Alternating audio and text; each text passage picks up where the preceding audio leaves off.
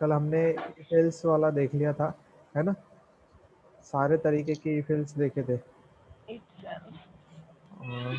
ये if वाली condition normal, और उसके बाद साथ में else वाली किस तरीके से यूज़ करते हैं वो भी हमने एग्जाम्पल देखा था किस एक प्रोग्राम के थ्रू, है ना? ये इफ को कहाँ से स्टार्ट करना है और कहाँ पे बंद करना है, ये करली ब्रैकेट से आपको ओपनिंग और क्लोजिंग उसका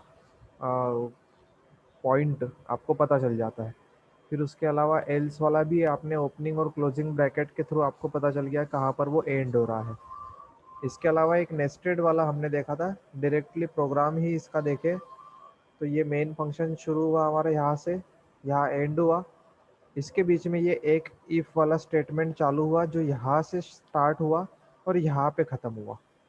देखो क्योंकि इसके बाद ओपनिंग ब्रैकेट ही आया आपका, क्लियर है? ये ओपन हुआ, उसके बाद जो नेक्स्ट आया वो भी ओपन ही हुआ, तो जो क्लोज होगा तो फिर ये फर्स्ट वाला पहले क्लोज होगा, है ना? फिर उसके बाद फिर से ओपन हो गया ब्रैकेट, तो फिर जो क्लोज होगा वो पहला इसका क्लोज होगा, ऊपर वाले का, और फिर जो फाइनल आपका क्लोजिंग ब्रैकेट आएगा वो इसके साथ आएगा। तो ये ओपनिंग और क्लोजिंग ब्रैकेट का थोड़ा सा ध्यान रखना। बाकी इफ एल्स कंडीशन कोई प्रॉब्लम वाली बात नहीं है। इफ के साथ में आपको कंडीशन लिखना पड़ता है नॉर्मल ब्रैकेट्स के अंदर हमेशा ही, एल्स के साथ में आपको कोई कंडीशन लिखने की ज़रूरत नहीं है। क्लियर है? क्लियर है? हाँ सर। बाकी भी बोल देंगे तो चलेगा। नेक्स्ट है आपका switch case. Switch case simply इस तरीके से है कि हो सकता है आपको डायरेक्टली किसी चीज़ पर जंप करना हो, है ना? जैसे आप किसी वेबसाइट को ओपन करते हो और उसमें मल्टीपल पेजेस है उसके, तो नीचे आपने देखा होगा ऐसा 1 2 3 4 5, आप डायरेक्टली फिफ्थ वाले पेज पे जंप कर जाते हो, फोर्थ वाले पेज पे जंप कर जाते हो। कभी किया है इस तरीके की वेबसाइट को यूज़? जैसे अभी सिंपली आप ज़ूम यूज़ कर रहे हो तो ज़ूम के नीचे ना डॉट डॉट डॉट डॉट ऐसे जितने भी पार्टिसिपेंट होंगे उसके अंदर, तो वो चार चार आते हैं एक पेज पे, तो ऐसे अगर 20-25 हो तो आपके 5-6 पेजेस आ जाएंगे, तो नीचे ना डॉट डॉट डॉट आता है। अभी आपके मोबाइल में 2 डॉट आ रहे होंगे, हाँ 3 आ रहे होंगे, सर, 4 है। 4 है सर। 4 जो भी है। सर 4। तो उसमें आप थर्ड वाले पे जंप करोगे सीधे थर्ड वाले पेज पे आपको भेज देगा वो, है ना? फर्स्ट वाले पे करोगे तो मैं शायद दिख जाऊंगा उसके ऊपर। तो ये जो है डायरेक्टली आप किसी चीज़ पे अगर जंप कर रहे हो तो वो क्या है, आपने थर्ड को सेलेक्ट कर लिया, फर्स्ट को सेलेक्ट कर लिया, सेकंड को सेलेक्ट कर लिया, या अगर ए बी सी डी के मैनर में अगर कोई चीज़ अरेंज की हुई तो आपने सीधे डी को सेलेक्ट कर लिया। इस तरीके से आप डायरेक्टली अगर किसी चीज़ पर स्विच हो रहे हैं तो वहाँ पर जो यूज़ होता है सी सी प्लस प्लस के अंदर, वहाँ पर आपका स्विच केस थोड़ा लाउड बोलिए ना, क्या? थोड़ा लाउड। बहुत बहुत कम आवाज आ रही है आपकी। बाकियों को आ रही है मेरी आवाज़ ठीक? आ रही है सर, लेकिन हाँ बहुत सर। कम आ रही है। ठीक है, थोड़ा और लाउड बोलते हैं। एक्चुअली ईयरफोन नहीं मिल रहा है मेरा, तो इसलिए थोड़ा आज प्रॉब्लम हो रहा है सर। ठीक है, तुम्हारा सारी प्रॉब्लम मैं ही रिजॉल्व करूंगा, है ना? नहीं सर, ऐसा नहीं है। चलो, तो स्विच केस हमारे पास में उसके लिए होता है जहाँ पर आपको डायरेक्टली किसी पेज पर जंप करना है, डायरेक्टली किसी वर्क को आपको कैरी आउट करना है। जैसे मुझे 4 वर्क कैरी आउट करने हैं, एडिशन, सब्ट्रैक्शन, मल्टीप्लिकेशन, डिवीजन। अब कोई यूज़र आया तो यूज़र को आप जैसे आपने प्रोग्राम बनाया तो आपने शुरू में लिखा एडिशन, फिर लिखा मल्टीप्लिकेशन, फिर डिवीजन, फिर सब्ट्रैक्शन, ऐसा लिखा होगा। लोरी जैसे गाते हैं, जैसे नींद ही आ जाता क्या हुआ? है। निधि तुम्हारा माइक म्यूट कर लो 2 मिनट, है ना? तो मैंने जैसे 4 प्रोग्राम बना दिए, 4 टास्क करने हैं मुझे कंप्लीट। निधि तुम्हारा माइक म्यूट कर लो पहले। तो इस तरीके के मुझे कोई 4 अगर केसेस कम बनाने हैं, मैंने वो बना दिया। अब यूजर आया, यूजर को ओनली मल्टीप्लिकेशन करना है, तो वो एडिशन, सब्ट्रैक्शन और डिवीजन, उसको कोई मायने रखेगा क्या अपने प्रोग्राम के अंदर? नहीं, क्योंकि उसको क्या करना है, ओनली मल्टीप्लिकेशन करना है 2 नंबर का। तो हम क्या कर सकते हैं, उसको डायरेक्टली मल्टीप्लिकेशन का ऑप्शन दे सकते हैं ना। ये फर्स्ट, सेकेंड और फोर्थ पे क्यों जाएगा, वो डायरेक्टली थर्ड पे जाएगा ना। तो इस तरीके से अगर आपको कोई केस बनाना हो स्विच वाला, तो वहाँ पर आप स्विच एक्सप्रेशन को यूज़ कर सकते हो। स्विच एक्सप्रेशन को यूज़ करने का सिंपल सा एक सिंटैक्स है। यहाँ पर आप स्विच कंडीशन लिखोगे, है ना, और इसके अंदर जो भी आपको कंडीशन देनी है, जैसे उसने अगर कोई यूज़र ने नंबर एंटर किया 1, तो 1 वाले केस पे चला जाए। अगर यूज़र ने 2 एंटर किया तो 2 वाले केस पे चला जाए। या फिर आपको ऐसा चेक करना है यहाँ पर कि ग्रेटर देन, लेस देन, कोई भी कंडीशन अगर आपको यहाँ पर लिखनी है तो वो भी आप इसके अंदर लिख सकते हो। मतलब जैसे इफ में हम कंडीशन दे रहे थे, वैसे ही अगर स्विच में भी आप कंडीशन दोगे कि अगर यूज़र ने 4 एंटर किया तो वो फोर्थ वाले पे चला जाए, यूज़र ने 2 एंटर किया तो 2 वाले पे चला जाए। तो इस तरीके का आप किसी भी तरीके का एक्सप्रेशन जो है, जहाँ जिस बेसिस पे आपको स्विच परफॉर्म करना है, वो एक्सप्रेशन आप यहाँ पर लिख दोगे। क्लियर है? और फिर ये ब्रैकेट ओपन होगा आपका स्विच का और वहां पर क्लोज होगा। ये तो वर्क है ही सही, सारे में जो भी हम पढ़ेंगे सब सब ब्रैकेट ओपन और क्लोज होगा, क्योंकि वो कहाँ पर एंड करना है, कहाँ पर स्टार्ट करना है, वो हमको उससे मिल जाएगा, पता चल जाएगा। तो नेक्स्ट फिर आपका आता है केस। अब केस के अंदर आपको किस तरीके से लिखना है, ये आपको केस लिखना है ना। ये वैल्यू लिखने की जरूरत नहीं है, ये केस लिखना है, और इसके बाद में आपको आपकी जो भी कंडीशन है ABCD 1 2 3, जो कुछ भी आपको लिखना है वो लिखना है। ठीक है, यहाँ पर इसने वैल्यू यूज किया हुआ है, तो आप इसको जो भी आपको नाम देना है वो अपने हिसाब से दे सकते हो। पर लिखना क्या है आपको, केस, और फिर वो केस की सेटिस्फाइंग कंडीशन। यहाँ से जो कंडीशन सेटिस्फाई होगी और उसके बेसिस पे जो भी आपने केस बनाया हुआ है, वो वाला केस वहाँ से एक्सट्रैक्ट होगा। जैसे यहाँ पर मैं अगर लिखूँ स्विच वाले पे, मैं लिख देता हूँ वैल्यू डैश 2। अब मैंने क्या करा, ये ये स्टेटमेंट किस तरीके से रन होगा कि प्रोग्राम को वो बोलेगा कि भाई साहब आप स्विच करो, पर कौन से वाले पे, जिसकी ये वाली वैल्यू हो, वैल्यू 2। तो इस वाले केसेस में आपकी वैल्यू 2 किसकी है, इसकी है। तो ये डायरेक्टली किस पर जंप करेगा, इस वाले पे। ये ना फर्स्ट वाले को रन करेगा, ना सेकंड वाले को रन करेगा, किसी को भी नहीं, ये डायरेक्टली किस पर जाएगा, इस वाले पर, और इसके अंदर जो भी आपने लिखी हुई चीजें हैं वो उसको रन कर देगा। क्लियर है? Yes sir. ठीक है। अब इसमें आप एक डिफ़ॉल्ट वाली भी वैल्यू दे सकते हैं। जैसे मुझे कोई एडिशन करना था, तो मैंने ये वैल्यू 2 लिखा। वैल्यू 2 में मैंने यहाँ पर अपना एडिशन वाली चीज़ें लिख दी, जैसे A = B + C, ये मैंने लिख दिया। तो जो भी था एडिशन वेडिशन परफॉर्म हो जाएगा इसके अंदर। उसके बाद में इसको ब्रेक करना पड़ता है आपको। क्या करना पड़ता है? ब्रेक। क्योंकि जहाँ पर भी ये केस शुरू हो रहा है, तो उस केस को हमको एंड भी करना पड़ेगा, है ना। तो उसके लिए आप ये ब्रेक वाली लाइन लिखते हो, ब्रेक और ये सेमीकोलन। तो वहां पर वो केस नंबर 1 क्या हो जाएगा, एंड हो जाएगा। केस नंबर 2 इस ब्रेक पे एंड हो जाएगा, केस नंबर 3 इस ब्रेक पे एंड हो जाएगा। अब ऐसा होता है कभी कभी, जैसे हम किसी वेबसाइट पे जाते हैं, कुछ वर्क करते हैं, तो वो वेबसाइट आपको एंड में क्या बोलती है, जैसे कोई भी परफॉर्म कर लिया आपने ऑपरेशन, जो भी टास्क आपको करना था, वो वेबसाइट आपको एंड में बाय डिफॉल्ट क्या कहती है, thank you for visiting our website. और जो कुछ भी ग्रीटिंग्स उसको देनी है, या जो भी आपको मैसेज देना है, वो आपको आ ही जाता है, चाहे आपने उस पर वर्क किया हो या नहीं किया हो। तो उस वैसा कुछ करने के लिए आपके पास में ये डिफ़ॉल्ट वाला ऑप्शन भी है। तो ये केसेस तो जो सेटिस्फाई होगा केस यहाँ से, उसके बेसिस पे होगा।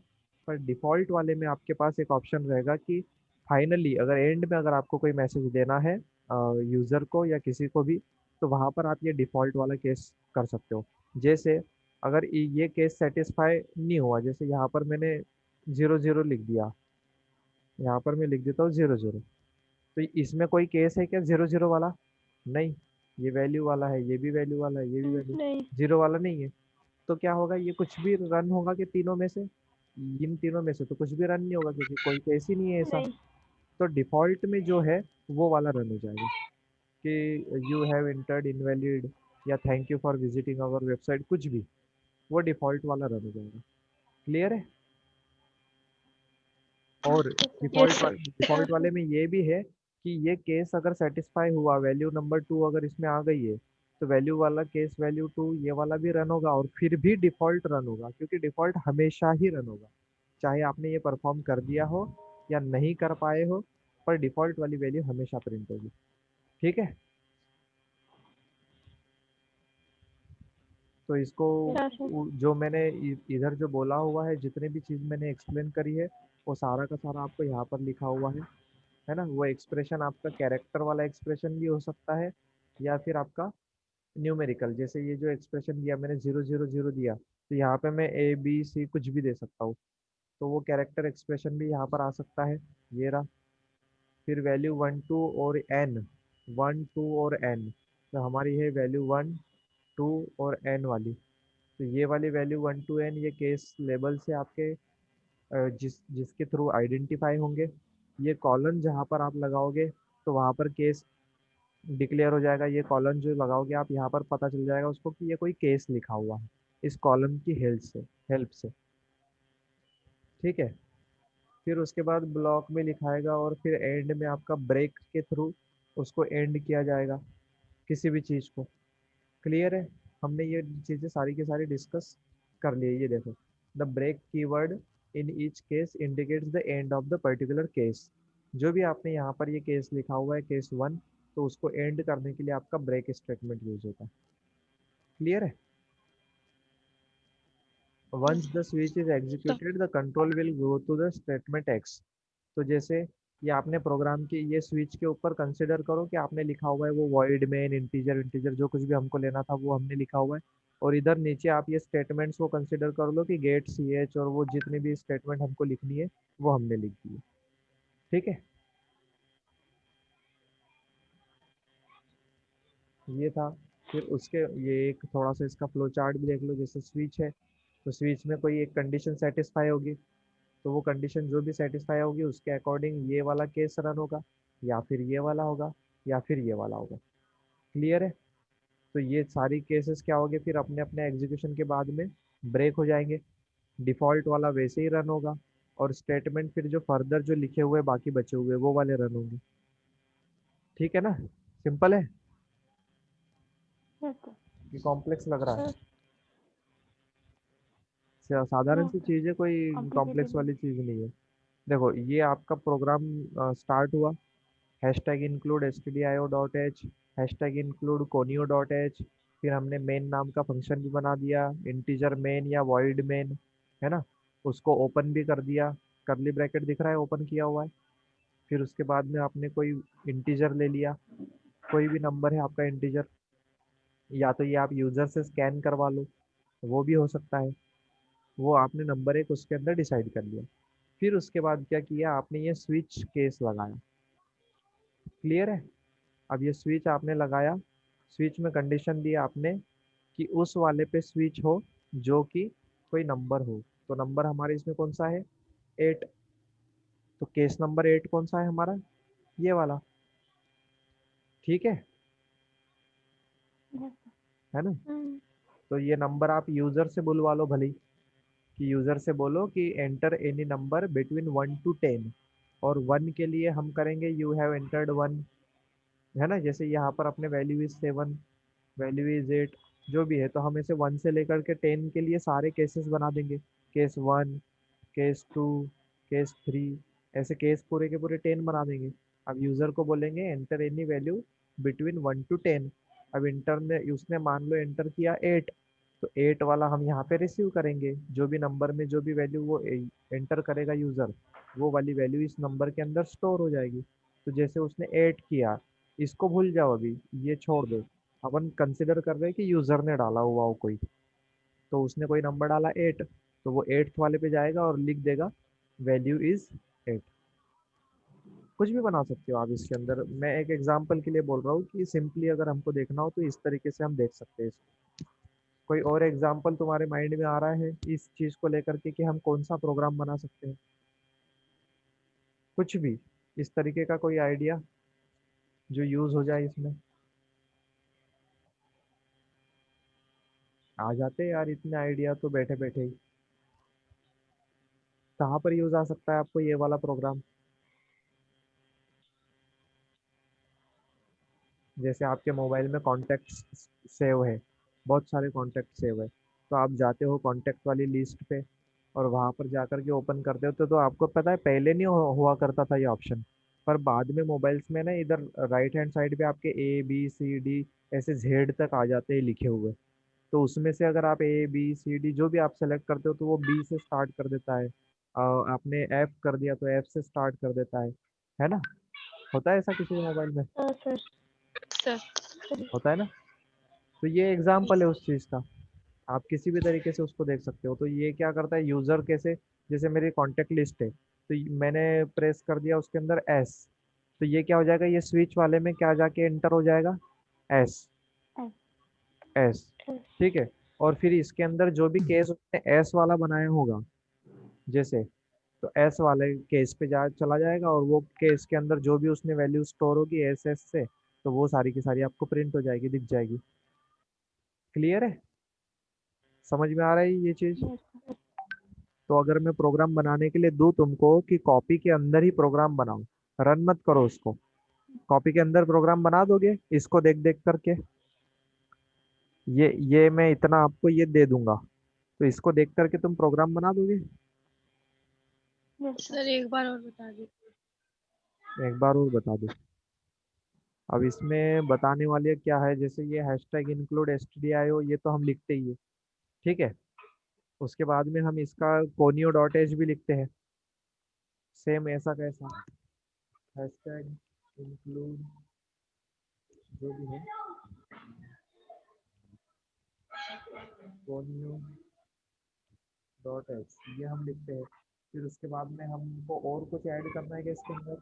नहीं। तो हम इसको लिखते हैं void main, ये भी हम लिखते हैं, याद है किसी को? यस सर मैं यस सर। void main ये लिखते हैं हम, स्पेस स्पेस, ठीक है। फिर ये मेन को मैं ओपन करता हूँ यहाँ से, है ना, मेन को ओपन करता हूँ मैं। फिर उसके बाद में मेन के अंदर जो भी चीज़ें लिखी हुई है वो मैं लिखना शुरू कर देता हूँ। तो मुझे जैसे यूज़र से कोई इंटीजर लेना है तो उसके लिए मैं क्या करूँगा, इसको ऐसा का ऐसा लिखूंगा इंटीजर नंबर, है ना। और फिर इसको मैं लिखूंगा स्कैन एफ या फिर प्रिंट एफ पहले लिखूंगा। जो भी मैंने लिखा है पिछली बार जो मैंने यूजर से जो नंबर लिए थे कैसे लिए थे पता है ना तुमको, %d comma enter any number between 1 to 10, है ना, ऐसा लिख लूंगा मैं। फिर उसके बाद में लगाऊंगा मैं उसको कामा और एम्परसेंड NUM, किस में रिसीव करना है मेरे को वो नंबर, NUM के अंदर, है ना। और एक चीज़ मैंने इसमें बताई थी तुमको, फिर स्कैन ऐप करेंगे हम, ये तो मैंने ही कर दिया सारा का सारा। स्कैन ऐप करेंगे %d को रिसीव करना है हमको, है ना। इसके अंदर रिसीव करना है % ऑफ नंबर, जो भी हमने वेरिएबल लिया है यहाँ पर, वेरिएबल कौन सा लिया है हमने, ये वाला, तो उसको यूज़ कर रहे हैं हम हर जगह पे, है ना। तो ये मैंने ले लिया। अब यूज़र ने जो भी लिया वो किस में आएगा, NUM के अंदर। तो NUM सीधे हमारे स्विच केस को हम दे देंगे। तो नंबर उसने जैसे मान लो 8 दिया तो कौन सा वाला रन हो जाएगा, 8 रन हो जाएगा। और जो उसने दिया है वो वाला रन हो जाएगा। क्लियर है? हाँ, हाँ सर। क्लियर है कि नहीं है? सर हाँ सर। वही रन होगा ना। क्या क्या बोला? सर एक केस केस 7 केस 8 ये समझ में नहीं आया। फिर ये लिखा, फिर मैंने केस वाले का तुमको बताया यहाँ पर कि केस को किस तरीके से लिखते हैं, तो केस लिखना पड़ेगा आपको। और केस के अंदर फिर आप जैसे हम अभी नंबर्स के लिए बना रहे हैं तो यहाँ से आ जाएगा 1, केस 1, केस 3, जो भी वैल्यू वो इंटर करवाएगा, केस 3, इस तरीके से वैल्यूज आपकी बन जाएगी। ये केस को नाम देना है आपको, जो यहाँ पे रिसीव होगा स्विच के अंदर उसको आपको यहाँ पर नाम देना है। तो जैसे अब मैं इस वाले प्रोग्राम में क्या रिसीव कर रहा हूँ, एक नंबर रिसीव कर रहा हूँ, किस टाइप का, 1 से लेकर के 10 के बीच में। तो मेरे केस में कौन सी वैल्यूज आ जाएगी, 1 से लेकर के 10 तरीके के केस बन जाएगा। तो केस और इस तरीके से देखो, ये आ जाएगा केस। तो सर हम इसमें 7 केस 7 से ही क्यों लिखे, 1 से भी लिख सकते ना अरे वैसे। हाँ हाँ, मैं वही बोल रहा हूँ ना आपको, तब से तो मैं वही समझा रहा हूँ कि आप यहाँ पे केस 1 से स्टार्ट हाँ करें, जो भी है यहाँ से 1 से स्टार्ट हाँ करें, सर, आ गया। 2 से स्टार्ट करें, है ना, ये 2। इस तरीके मैं आपको हम्म, यही तो बोल रहा हूँ कि इस तरीके के आप कैसे बनाना पड़ेगा आपको 1 से लेकर 10 तक। तो वहां पर लिखना पड़ेगा प्रिंट वैल्यू इज 1, हाँ सर। Print value is 3। वही बनाने के लिए मैं आपको बोल रहा हूँ। और कुछ इसमें समझ में आया क्या, ये डिफॉल्ट हम्म समझ में आया होगा। डिफॉल्ट क्या है कि आपको कुछ ना कुछ वैल्यू, कुछ ना कुछ जो एंड में प्रिंट करना है वो।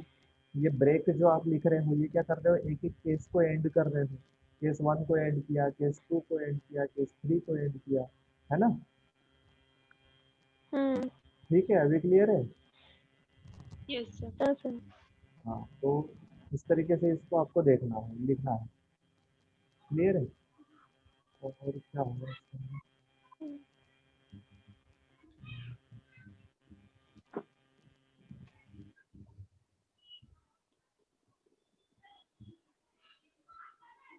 ओके, ये एक प्रोग्राम हो गया आपका। ये स्विच केस हमको क्यों ज़रूरत है, ये भी हमने डिफाइन कर लिया है कि किस तरीके की कंडीशन हमारे सामने आ जाती है रियल लाइफ में। वहाँ पर आपको स्विच केस यूज़ कर सकते हो आप डायरेक्टली शिफ्टिंग किसी अगर प्रोग्राम पे, किसी अगर पॉइंट ऑफ द प्रोग्राम पे अगर मुझे करनी है, तो वहाँ पर मैं क्या करूँगा, स्विच केस का यूज़ करूँगा। रूल्स कुछ ध्यान में रखना है। Expression must be always execute to a result. ये जो आप स्विच के अंदर ये जो केस, ये जो चीज़ लिख रहे हो, स्विच के अंदर जो भी एक्सप्रेशन आप दे रहे हो, वो क्या है, हमेशा कुछ ना कुछ एग्जीक्यूटेबल होना चाहिए। उसकी कोई ना कोई वैल्यू प्रॉपर होनी चाहिए जिसके केस आपके पास में बने हुए हो, है ना। जैसे मैंने 1 to 10 बुलाया है, तो मेरे पास केस 1 to 10 होने चाहिए। क्लियर है। Case labels must be constant and hmm, unique. ये केस के अंदर जो भी आप चीज़ें यूज़ कर रहे हो, ये केस 1 2 3 जो लिखा हुआ है आपने, तो ये आपके कांस्टेंट होने चाहिए, बदलने नहीं चाहिए। वरना पता चले कोई बदलने वाली वैल्यू डाल दी आपने, तो फिर तो वो चेंज हो जाएगा। क्लियर है। Case labels must and with hmm, colon. ये कॉलन लगाना पड़ेगा आपको यहाँ पर एंड में इसके, मैंने बताया था इसका कॉलन लगाना पड़ेगा आपको एंड उसमें भी। ब्रेक भी आपको लिखना पड़ेगा हर केस के अंदर, वरना वो केस एंड ही नहीं होगा। आप उस केस के अंदर एंटर कर जाओगे और वो केस एंड करने का ऑप्शन ही नहीं रहेगा, तो वो फिर प्रोग्राम वहीं पर रुक जाएगा आपका। तो वहाँ पर आपको ब्रेक भी करना पड़ेगा। ठीक है। एक ही डिफ़ॉल्ट लेबल हो सकता है, जैसे ये जो आप एंड में जो डिफ़ॉल्ट वाली जो चीज़ यूज़ कर रहे हो, तो ये एक प्रोग्राम के अंदर, एक स्विच केस के अंदर एक ही रहेगा। प्रोग्राम नहीं, एक स्विच केस के अंदर एक ही डिफ़ॉल्ट लिख सकते हो। क्लियर है। ऐसे दो चार पांच डिफ़ॉल्ट में लिख सकते हो। इस डिफ़ॉल्ट के अंदर भले ही आप कितनी भी प्रिंट करवाओ, कुछ भी करो, बट वो डिफ़ॉल्ट एक ही रहेगा। ऐसे दो डिफ़ॉल्ट लिख दोगे तो प्रॉब्लम आ जाएगी। और we can nest multiple switch statement. अब ये स्विच स्टेटमेंट जो है, अपन स्विच के अंदर स्विच, स्विच के अंदर स्विच भी लगा सकते हैं, है ना। जैसे मैंने यूजर से कुछ लिया कि कौन सी क्लास का है, तो हमने क्लासेस बना दी यहाँ पर कि केस 1 है हमारा ए सेक्शन, ठीक है। केस 2 है हमारा बी सेक्शन, केस 3 है हमारा सी सेक्शन। इस तरीके से मैंने क्लासेस बना दी। यहाँ पर मैं क्या रिसीव कर रहा हूँ, मान लो क्लासेस रिसीव कर रहा हूँ, है ना। तो वो क्लासेस हमारी आ गई, A section, B section, C section. आ सकती है मेरी, आएगी कि नहीं, हम्म, है ना। अब हो सकता है कि जैसे ये ए सेक्शन, जैसे किसी ने बोला कि हाँ ठीक है बी सेक्शन का बच्चा, अब बी सेक्शन में क्या केवल बी सेक्शन रहेगा, बी सेक्शन के अंदर भी तो 50 बच्चे होंगे, है ना। तो फिर बी सेक्शन के अंदर भी मैं फिर से स्विच केस लगा दूंगा। तो बी सेक्शन वाला स्विच केस कहाँ पर जाएगा, वो आपके पर्टिकुलर उस बच्चे का रोल नंबर दिखाएगा, तो वहां पर भी स्विच केस लगाऊंगा। और उस स्विच केस में मैं क्या रिसीव करूंगा, स्टूडेंट का रोल नंबर। तो वो जो रोल नंबर आएगा मेरे पास में, उस वाले फिर मैं पर्टिकुलर केस पे जाऊंगा। तो स्विच के अंदर स्विच आप लगा सकते हो, है ना? समझ में आया? हम्म। स्विच के अंदर स्विच लगा सकते हो ना आप। हाँ सर।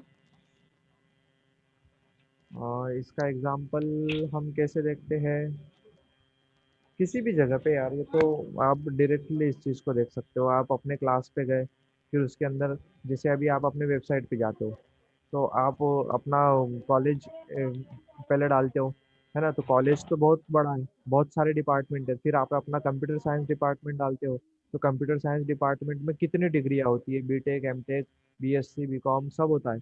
तो फिर उसमें आप फिर से बीएससी में जाते हो। फिर बीएससी में आपके 8 सेमेस्टर, जो भी 6 सेमेस्टर वाले बच्चे हैं, 6 में से आप थर्ड वाले पे जाते हो। तो स्विच हो रहे हो ना आप एक एक पे, हो रहे हो कि नहीं? Yes sir. तो वो वहां पर आपके मल्टीपल स्विच स्टेटमेंट हो गए। क्लियर है इतनी चीज? Yes sir. ओके, कोई प्रॉब्लम इसमें किसी को भी?